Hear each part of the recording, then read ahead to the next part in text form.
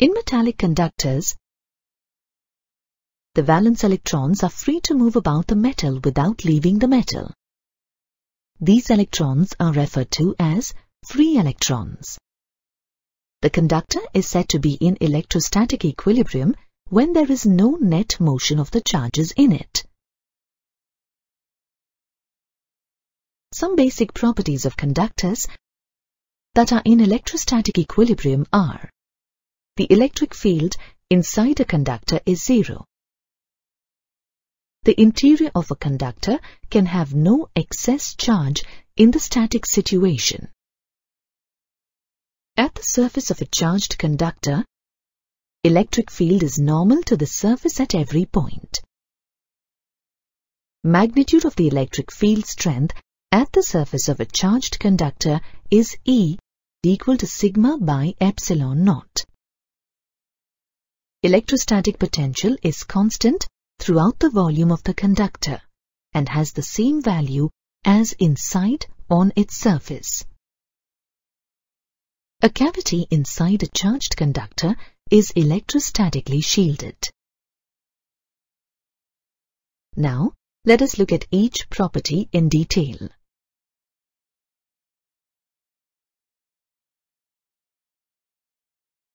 One, electric field inside a conductor is zero.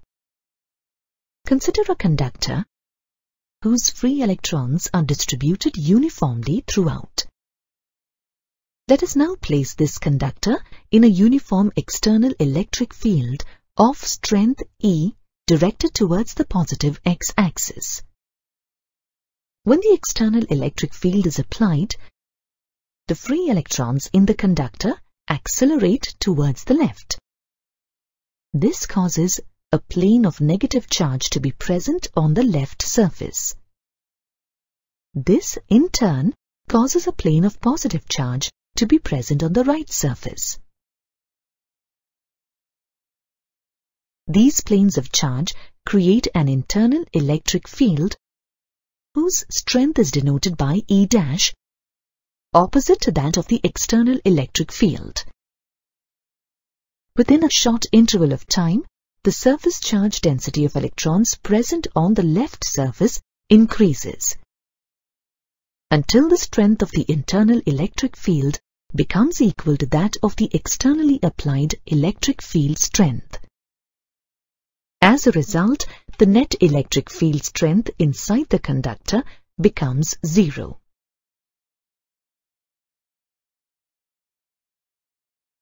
It proves that any net charge on the conductor must reside entirely on its surface. 3.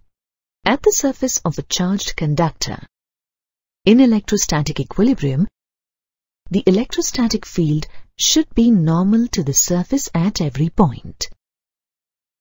To prove this, for a conductor in electrostatic equilibrium, let us assume that the electric field E due to the charged conductor is not normal to the conductor but as directed. In that case, it will have a component parallel to the surface of the conductor. Then, the free charges on the surface would experience some force and move along the surface. 4. Electric field strength E at the surface of a charged conductor is equal to sigma by epsilon naught into n cap. Let the surface charge density be sigma. We know that the surface charge density is defined as the charge per unit area of the surface. Surface charge density is equal to the ratio of the total charge on the surface to its area. Let us consider a Gaussian surface in the shape of small cylinder, which is part inside the conductor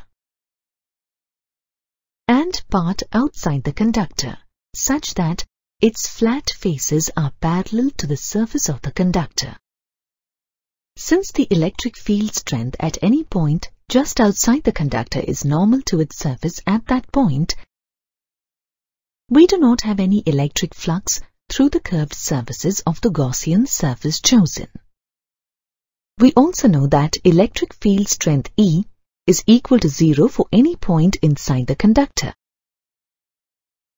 And hence, the electric flux through the Gaussian cylindrical part inside the conductor is 0. However, there is electric flux through the flat face of the Gaussian cylinder just outside the conductor, as the electric field strength E is perpendicular to the flat face. According to Gauss' law, the electric flux phi through this area will be equal to integral E dot dA. Here, integral E dot dA is equal to integral E dA cos theta equal to integral E dA, where cos theta is equal to 1 since the angle between the vectors E and dA is 0 in this case. Since E is constant through the flat face of the small Gaussian surface chosen, we have phi equal to E into integral dA, or phi equal to EA, since integral dA will be equal to A. Here, A is the area of the flat face of the cylinder. Let this be equation 1. But according to Gauss' law, we have phi equal to Q in by epsilon naught. Here, Q in is the charge enclosed by the Gaussian surface. Since the surface charge density of the surface of the conductor is sigma, we have Q in is equal to sigma A. Let this be equation 2. Substituting equation 2 in the equation for electric flux phi, we get phi equal to sigma A by epsilon naught. Let this be equation 3. From equations 1 and 3, we have EA equal to sigma A by epsilon naught. Simplifying, we get magnitude of E equal to sigma by epsilon naught. If n cap is the unit vector in the outward direction normal to the surface, then we can write electric field strength in the vector notation as E is equal to sigma by epsilon naught into n cap.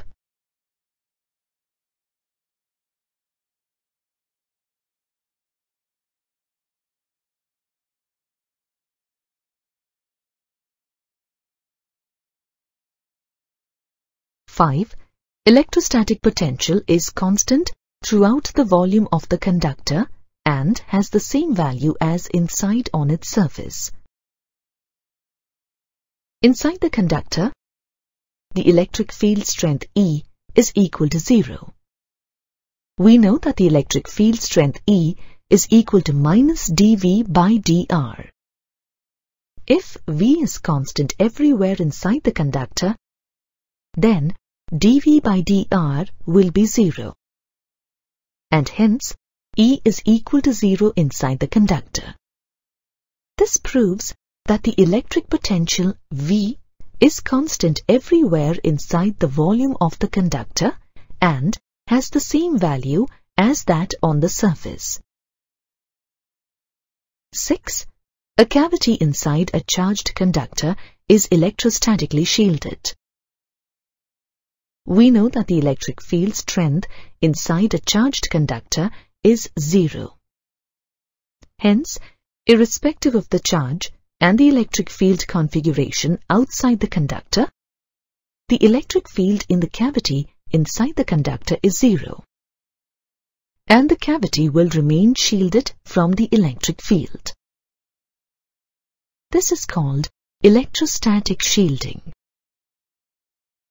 When a car is caught in a thunderstorm, it is advisable for the driver and passengers to stay inside the car, since the inside of the car will be similar to a cavity in a conductor, and hence it will shield from the high voltage electric field that may get produced by the thunderstorm. We know that conductors are characterized by a large number of free charge carriers which move between the atoms of the conductors and also within the volume of the conductors. Metallic conductors have a large number of free electrons. When a metal conductor is placed in an external uniform electric field of strength, say E, we know that charge distribution takes place in the conductor due to the movement of the free charges, and the electrostatic induction occurs in such a way that in equilibrium, the electric field strength E' inside the conductor due to the induced charges is equal and opposite to the external field of strength E. Hence, the net electric field inside the conductor is zero, and the conductor is said to be in electrostatic equilibrium. Unlike conductors, dielectrics like rubber are those materials in which there are either practically no free charge carriers or free charges. Dielectrics are electrically non-conducting materials.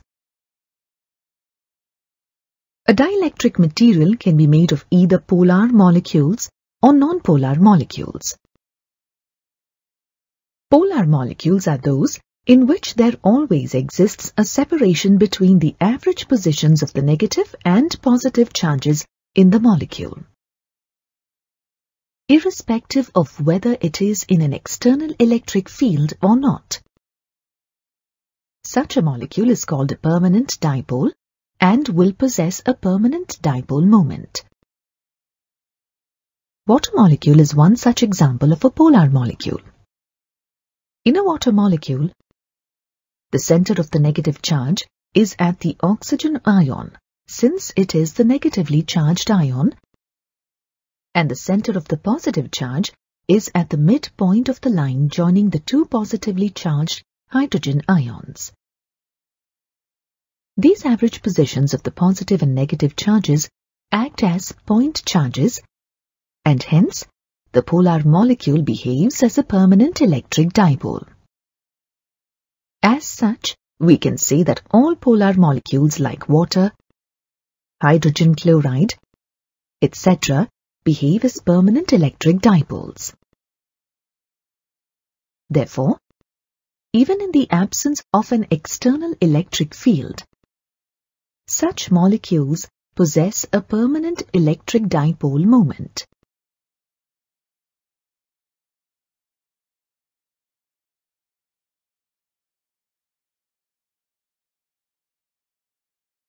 Non-polar molecules are those which do not possess a permanent dipole moment like the polar molecules. Hydrogen and carbon dioxide molecules are examples of such non-polar molecules. In such molecules, the average centers of the positive and negative charges coincide. Hence, they do not possess an electric dipole moment in the absence of external electric field.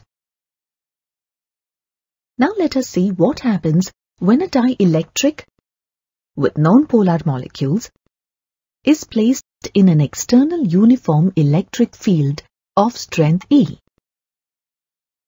Due to this uniform external electric field, the positive charges in the molecules are displaced in the direction of the electric field, and the negative charges in them are displaced in the opposite direction of the electric field.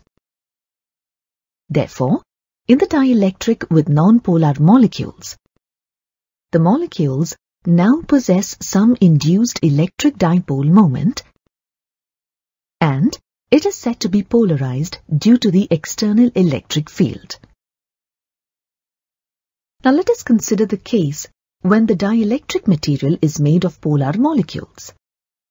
In the absence of the external electric field E, the polar molecules in the dielectric are such that their electric dipole moments are randomly oriented due to thermal agitation, and hence the total dipole moment is zero. Now when they are placed in the uniform electric field of strength E,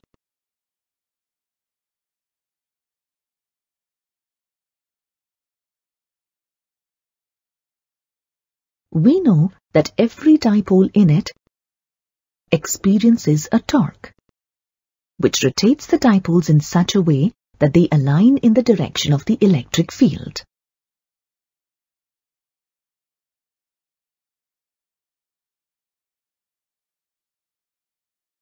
Thus, the dielectric material with the polar molecules is said to be polarized. The degree of alignment of the dipoles with the external electric field direction depends on the temperature and also on the external electric field strength. In general, the alignment increases with increasing electric field strength and also with decreasing temperature. Thus, we observe that the dielectric material is polarized irrespective of whether it is made of polar or non-polar molecules, and they develop a net electric dipole moment in the presence of an external electric field.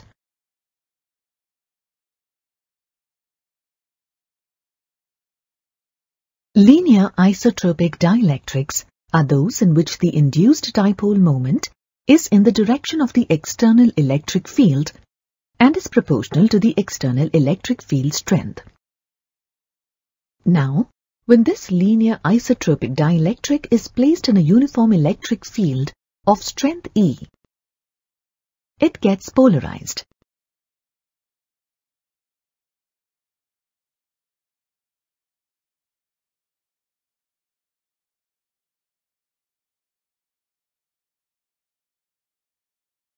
Let us consider the polarization P of such materials, which is defined as the electric dipole moment per unit volume. For linear isotropic dielectric materials in a uniform external electric field,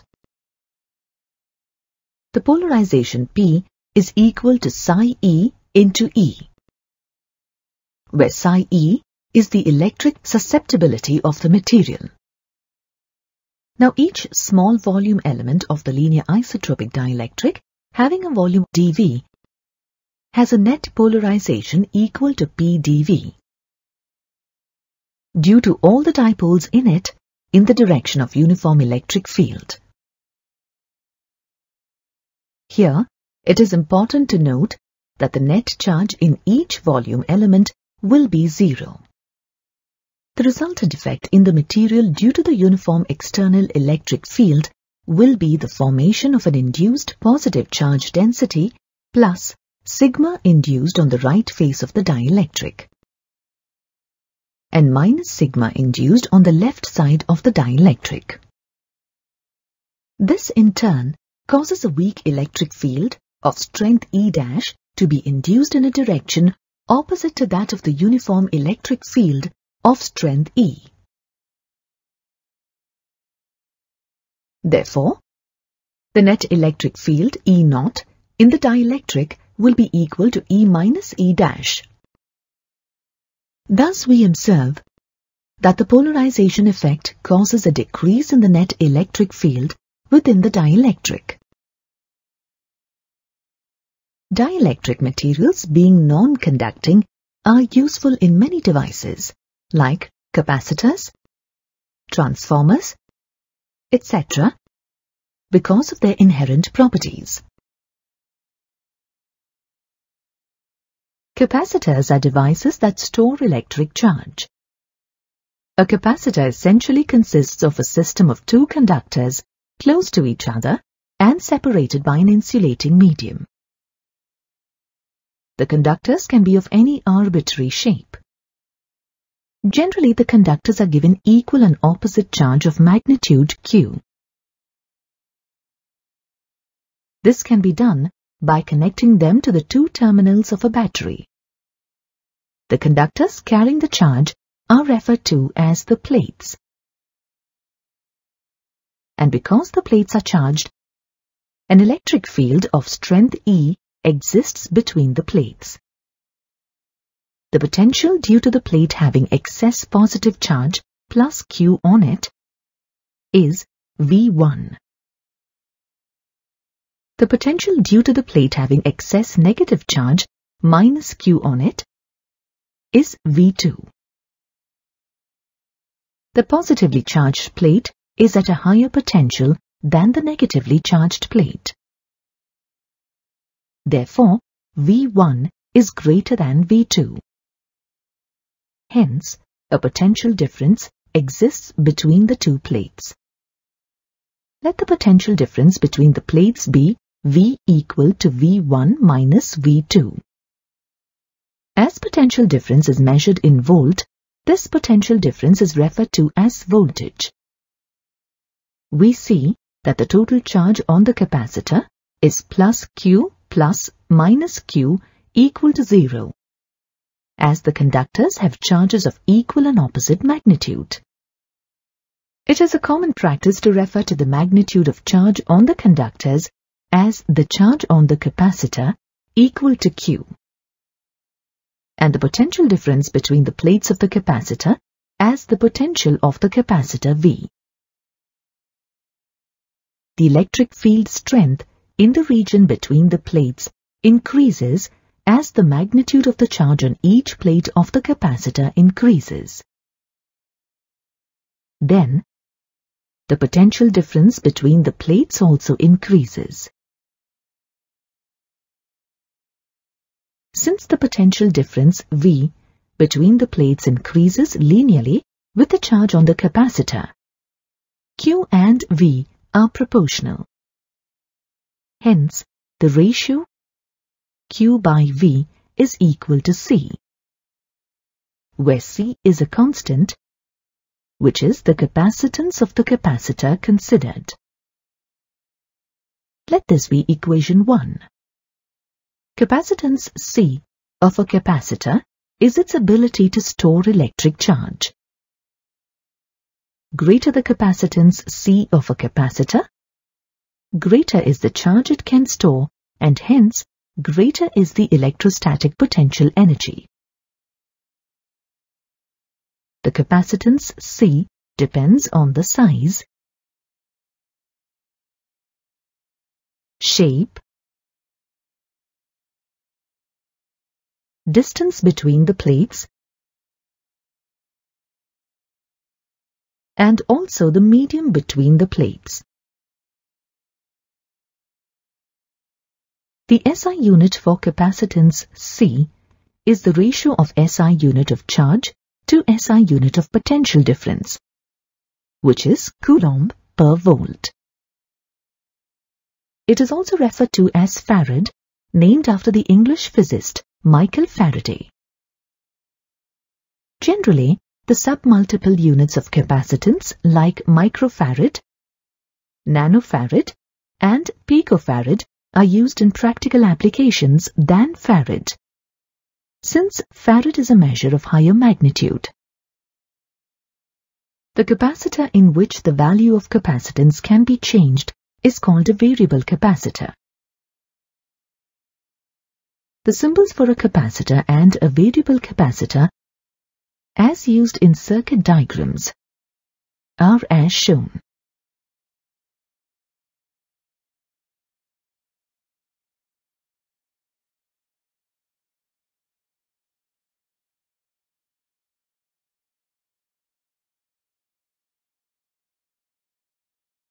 It is important to note that a single plate can also act as a capacitor, assuming that the other is at infinity.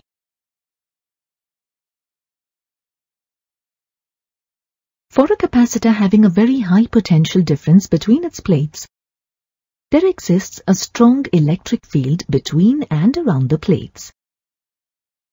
This strong electric field can ionize the surrounding air. The charges, so produced due to ionization, accelerate towards the oppositely charged plates of the capacitor and neutralize the charges on the plates of the capacitor, at least partly. Hence, we can say that the charge on the plates of the capacitor has leaked away due to the reduced insulating power of the intervening dielectric medium. When a sufficiently intense electric field is applied, the electrons of the intervening dielectric medium are torn away from their parent atoms, and the dielectric medium behaves as a conductor. This phenomenon is known as dielectric breakdown. Dielectric strength is defined as the maximum electric field strength that a dielectric medium can withstand without a breakdown of its insulating property. If the intervening medium is air, then the corresponding dielectric strength is 3 × 10⁻⁶ volt per meter. If the distance between the plates is dr equal to 1 centimeter or 0.01 meter, then the corresponding potential difference V can be obtained by using the relation V is equal to EdR. Substituting the values of the above parameters, we see that V is equal to 3 × 10⁴ volt. Thus, we see that for a capacitor to be able to hold a large amount of charge Q, its capacitance has to be large enough so that the value of the potential difference V between the plates does not exceed the value of the potential difference and the electric field strength values corresponding to the dielectric breakdown. This means that there is a limit on the amount of the charge that can be stored by a given capacitor for a given intervening medium without dielectric breakdown taking place. We also see that from the equation 1 that when the capacitance C is quite large, it can hold large charge Q at a relative low potential V. Since C and V are inversely proportional. The capacitors are used not only for storing charge, but in other applications as well. Some of their other uses are to tune the frequency of radio receivers, used as filters in power supplies. We have learnt earlier that a capacitor is an electric circuit element that is used to store charge temporarily. It, in general, consists of two metallic plates, separated and insulated from each other by a dielectric medium. Capacitors having different values of capacitances are used in power supplies, amplifiers, electric fans, motors, etc. It is not always possible to obtain capacitors with the desired values of capacitances. In such cases, the desired value of capacitance can be obtained by a combination of capacitors in a series or a parallel combination of multiple capacitors. Let us first discuss about the series combination of capacitors. Consider two parallel plate capacitors, A and B. The plates of A are labelled P and R, whereas the plates of B are labelled S and T. Let the capacitance of A be C1 and that of B be C2. The plate P of A is connected to the positive terminal of a battery, and the plate R of A is connected to the plate S of capacitor B. The plate T of B is connected to the negative terminal of the battery through a key K. This type of a combination of capacitors is called a series combination of capacitors. Let a potential difference delta V be applied across this combination by the battery. When the key is closed and the battery is connected to the combination of the capacitors, electrons are transferred out of the plate P of capacitor A and onto the plate T of capacitor B. Electrons are negatively charged and hence a negative charge is accumulated over the plate T. Let this charge be minus Q. Simultaneously, an equal amount of positive charge plus Q accumulates over the plate P. As minus Q accumulates on plate T, an equal amount of negative charge is forced off the plate S of capacitor B. Hence, the plate S has an excess positive charge, which is equal to plus Q. The negative charge, minus Q, leaving the plate S, travels through the connecting wire and accumulates on the plate R of capacitor A. Hence, the magnitude of charge accumulated on the plates of the capacitors connected in series is same. Let the potential difference across the capacitors A and B be delta V1 and delta V2 respectively. The relation between the capacitance of a capacitor C, the charge Q accumulated on it, and the potential difference across its plates delta V is given by Q is equal to C delta V. Let this be equation 1. Following the same expression, we get Q is equal to C1 delta V1 for capacitor A and Q is equal to C2 delta V2 for capacitor B. Simplifying the two expressions, we get delta V1 is equal to Q by C1 and delta V2 is equal to Q by C2. Let these be equations 2 and 3 respectively. In general, the total potential difference across any number of capacitors connected in series is the sum of the potential differences across the individual capacitors. Hence, the total potential difference offered by the battery, delta V, is equal to delta V1 plus delta V2. Let this be equation 4.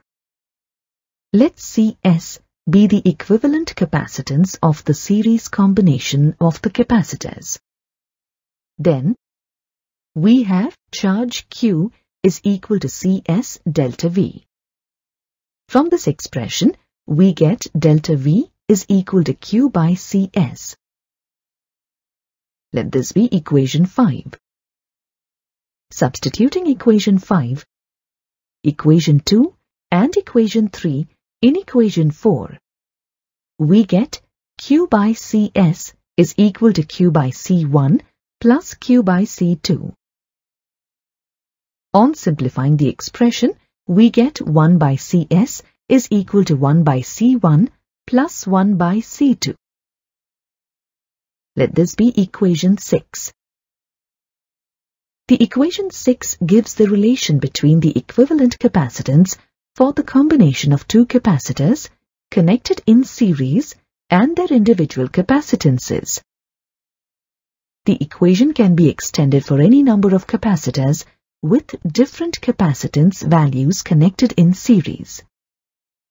If n number of capacitors with capacitances C1, C2, C3, so on, up to Cn are connected in series, then the expression for equivalent capacitance of the combination Cs is given by 1 by Cs is equal to 1 by C1 plus 1 by C2 plus 1 by C3 plus so on plus 1 by Cn. Let this be equation 7. To put in words, we say that when a number of capacitors are connected in series, the reciprocal of the equivalent capacitance of the combination is equal to the sum of the reciprocals of the individual capacitances of the capacitors in the combination.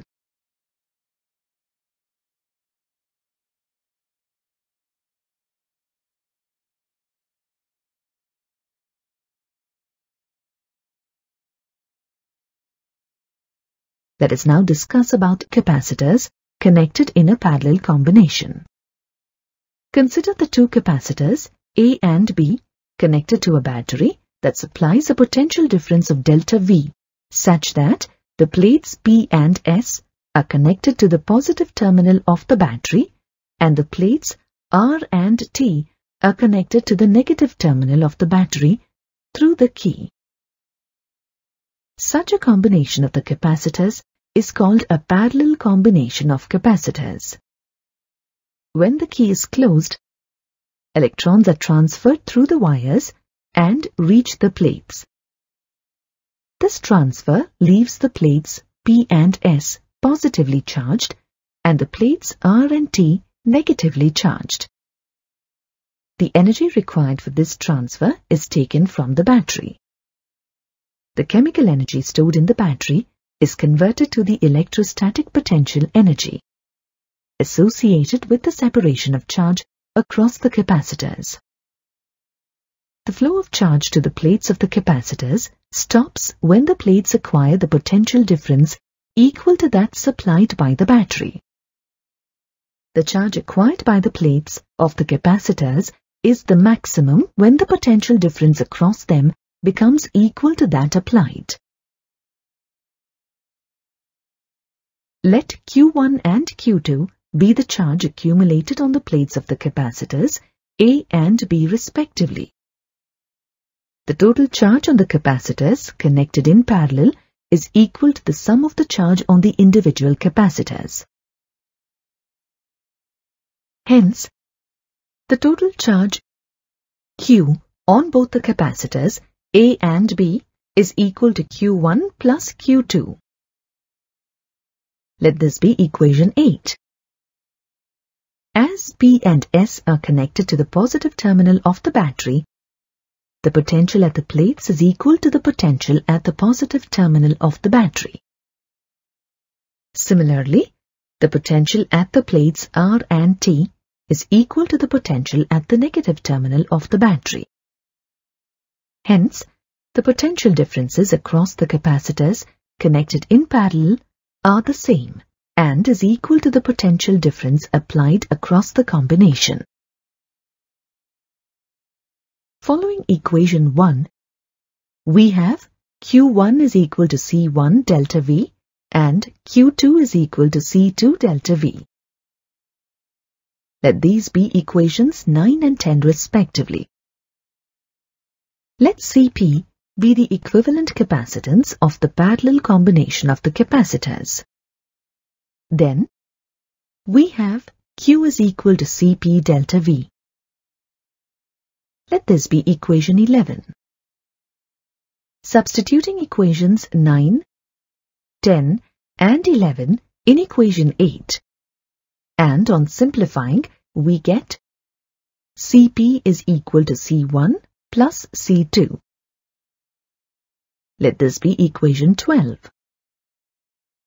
The equation 12 gives the relation between the equivalent capacitance for the combination of two capacitors connected in parallel and their individual capacitances. The equation can be extended for any number of capacitors with different capacitance values connected in parallel.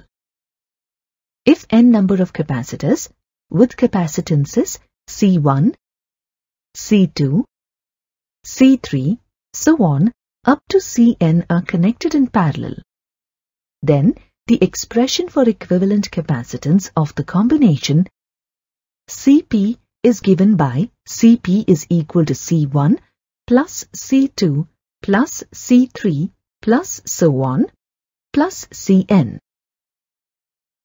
Let this be equation 13.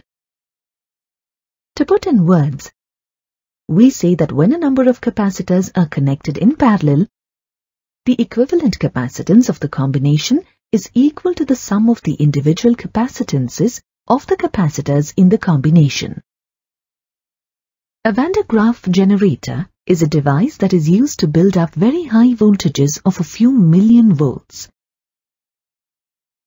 This high voltage can build very strong electric fields, which can accelerate charged particles to very high speeds and high energy levels.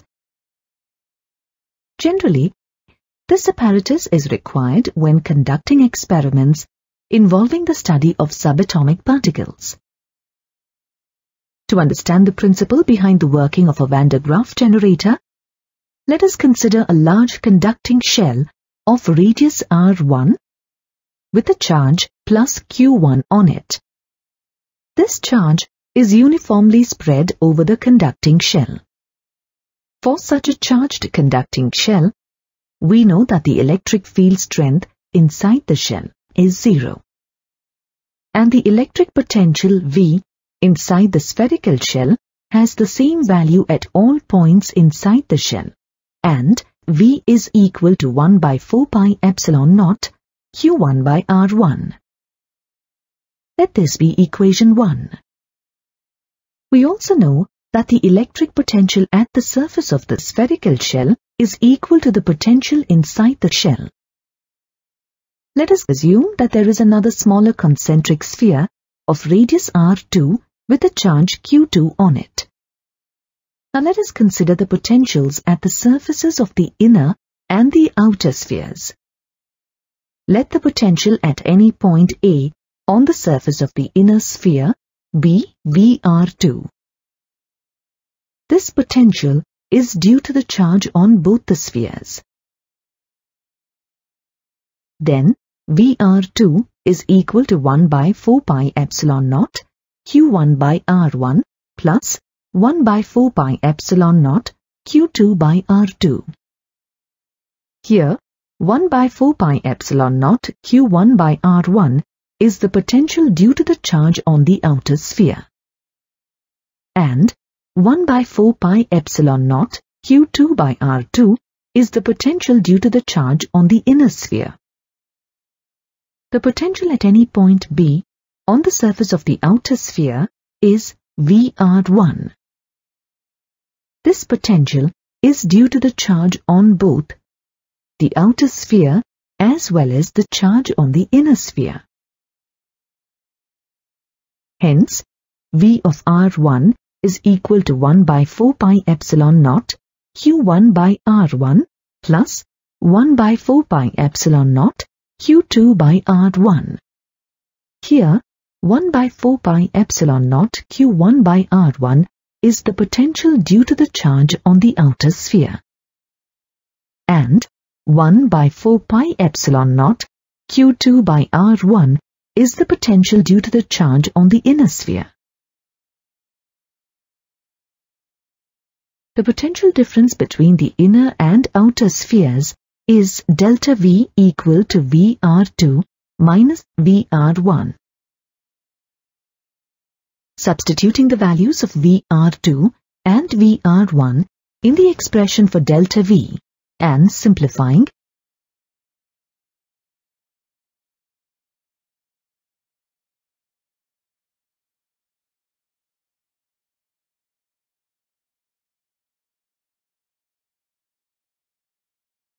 we get delta V is equal to 1 by 4 pi epsilon naught Q2 into 1 by R2 minus 1 by R1. We see that the potential difference delta V depends on value of Q2. Since Q2 is positive, the value of delta V is also positive. This clearly implies that the potential at the inner sphere is greater than the potential at the outer sphere. From the expression for delta V, we also see that the potential difference between the inner and outer spheres is independent of the charge Q1 given to the outer sphere. If we now connect the inner sphere to the outer sphere, charge flows from the inner sphere to the outer sphere, since the inner sphere is at a greater potential as compared to the outer sphere. Therefore, we can keep on adding charge to the outer sphere by supplying charge to the inner sphere as it flows from the inner sphere to the outer sphere. Therefore, the potential at the outer sphere keeps on rising until it reaches the breakdown field strength of air when it starts leaking off to the air. Due to the small charged sphere, which is within the large sphere, we can keep piling up larger and larger amount of charge on the latter. This is the principle of the Van der Graaf generator.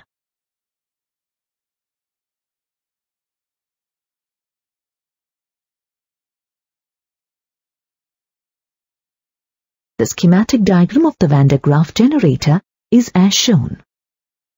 It consists of a hollow metallic conductor A, which is mounted on an insulating column. A pulley B is mounted at the center of the sphere A. Another pulley C is mounted near the base of the conductor, and C can be continuously driven by an electric motor or by hand in case of the device being used for demonstration. A belt of insulating material such as silk or rubber passes over the pulleys. As the pulleys move continuously, the belt also moves continuously. Two comb-shaped conductors, X and Y, having metallic needles, are mounted near each of the pulleys pointing towards the belt. The lower comb X is maintained at positive potential of about 10 power 4 volt by a power supply system. The upper comb Y is connected to the metallic sphere A. Because of the high electric field near the needles of the comb X, there is corona discharge, and the air near it starts conducting. The negative charges in the air move towards the positively charged needles because of attraction. The positive charges in the air move towards the belt due to repulsion and stick to the belt. The negative charges neutralize some of the positive charges on the comb X. The power supply keeps supplying more positive charge to the comb X, and effectively the positive charge is transferred from the power supply to the belt. As the belt moves, this positive charge on the belt is carried up, and when it reaches near the upper comb Y, corona discharge occurs again, and the air starts conducting. The negative charges in the air moves towards the belt, and the positive charges in the air move towards the needles of the comb Y. The negative charges neutralize the positive charges on the belt. The positive charges in the air, which have moved to the comb, are effectively transferred to the sphere A. Effectively, the positive charge on the belt is transferred to the sphere, and in a very short duration of time, the positive charge on the sphere moves to the outer surface and spreads uniformly. Thus, the device continuously transfers positive charge to the sphere A, and hence, its potential keeps on increasing. The potential builds up till the corresponding electric field reaches close to the breakdown field of air, which is of the order of 3 × 10⁶ volt per meter. The limiting factor on the value of the potential of the sphere is the radius of the sphere. When the electric field outside the sphere A is just sufficient for dielectric breakdown of surrounding air, no more charge can be transferred to the sphere A. A sphere of radius r equal to 1 meter can be raised to a potential of 3 × 10⁶ volt by this method. The potential can be further increased by placing the sphere in a highly evacuated chamber, in which case there will not be any air surrounding the sphere.